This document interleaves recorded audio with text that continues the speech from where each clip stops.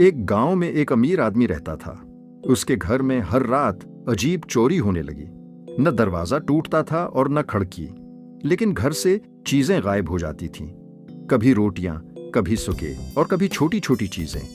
मालिक बहुत परेशान हो गया। उसने सोचा कि आखिर ये चोरी कौन कर रहा है। एक रात वो जागता रहा और छुप कर देखने लगा। आधी रात के वक्त उसने देखा कि दो छोटे बूने आहिस्ता आहिस्ता घर के अंदर आए। वो बहुत चालाकी से चीजें उठाने लगे और फिर खामोशी से निकल गए। मालिक हैरान रह गया और उसे समझ आ गया कि यही दोनों चोर हैं। अगले दिन मालिक ने एक मंसूबा बनाया। इसने फर्श पर चुपचुपा गोंद लगा दिया और बीच में कुछ सके रख दिए। फिर वो खुद एक कोने में छुप कर बैठ गया ताकि उन्हें रंगे हाथों पकड़ सके। रात हुई और दोनों बूने फिर आए। जैसे ही वो सके उठाने लगे, उनके पांव फर्श से चिपक गए।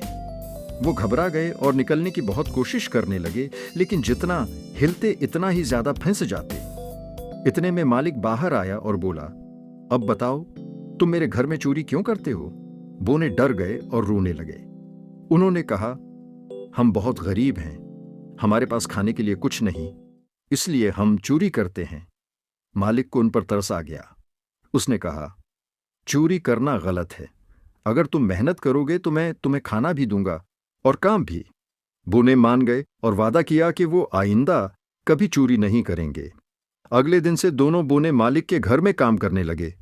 वो सफाई करते, छोटे मोटे काम करते और बदले में उन्हें खाना मिलता। उसके बाद घर में कभी चोरी नहीं हुई और सब खुशी से रहने लगे।